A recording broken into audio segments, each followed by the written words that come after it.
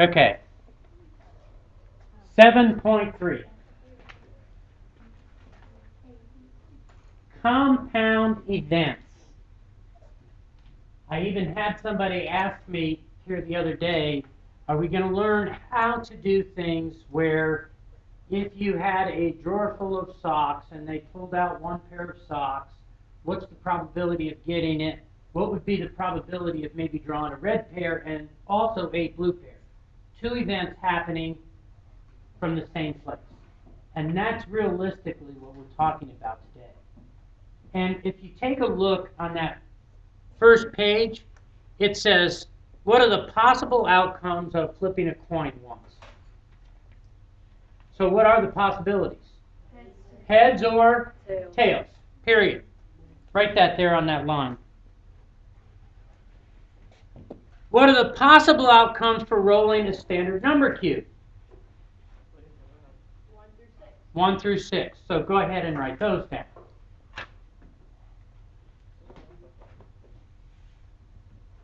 It says complete the list for all possible outcomes for flipping a coin and rolling a number cube. So it's possible that I'd get a heads and a 1. It's possible that I'd get a heads and a 2. And we're just going to complete that list.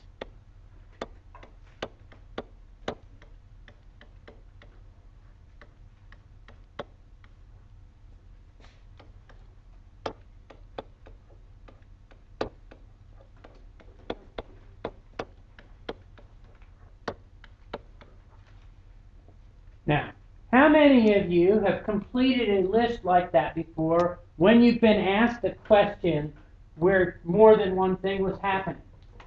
Time consuming? Yeah. Okay. This is realistically what the book is teaching at this point. Create the list. How many total possible outcomes are there now? 12. So if I said, what is the probability of getting a heads and a 4, it would be what? 1 over 12, right? If I said the probability of getting a tails and a 3, it'd still be what? 1 out of 12. Does anybody think there's an easier way than creating this list?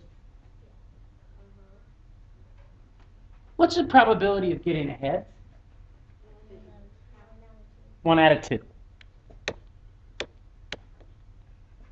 What's the probability of rolling any particular number on a number cube?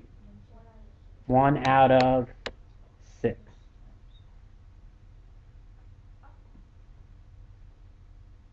Does anybody see how we might be able to do this without creating a table? What would we do with those two fractions? We'd multiply them. And the book, as near as I can tell, it doesn't teach that yet. But I'm going to tell you, it is way, way quicker than creating a table.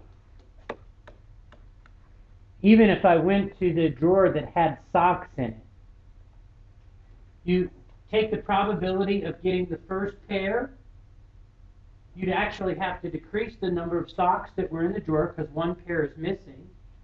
You'd take the probability of getting the second pair, and what would you do with those two probabilities? Multiply them together. Way easier than creating a table and figuring out how many total possibilities are there. Does everybody see that? Everybody understand? We good? This is your turn on the bottom of the next page.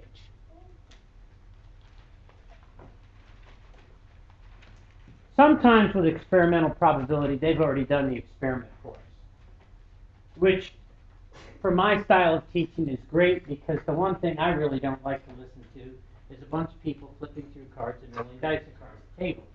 The noise is distracting to me, and I find that students would rather just roll the dice and have fun than actually do the experiment that might be required. So, this one they said drink sales for an afternoon at the school carnival were recorded in the table. What is the experimental probability that the drink is a small cocoa. So, what you have to look at is the total possible outcomes.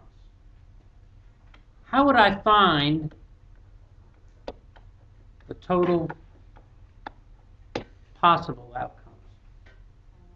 Add them all up. So we're going to take 77, 98, 60, 68, 45, and 52, and we're going to add all of those together. It's 400.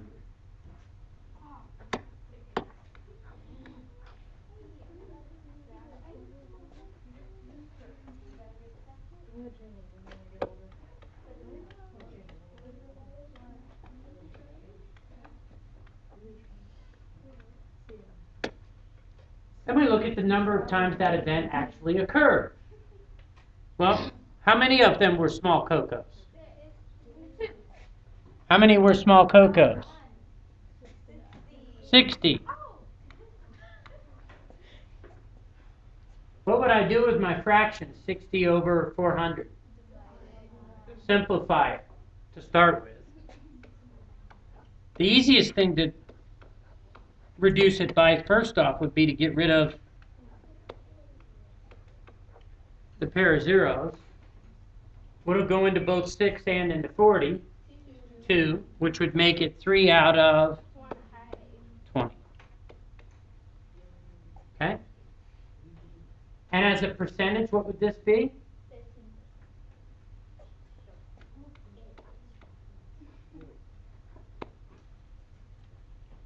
Would you say it's likely that somebody's going to get a small cocoa?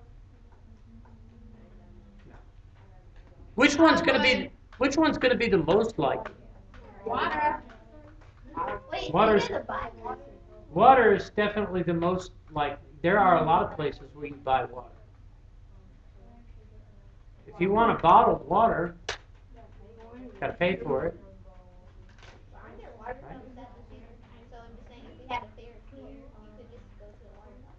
But I'm going to tell you, most people do what? Buy it. Everybody okay? Yes, sir. Okay.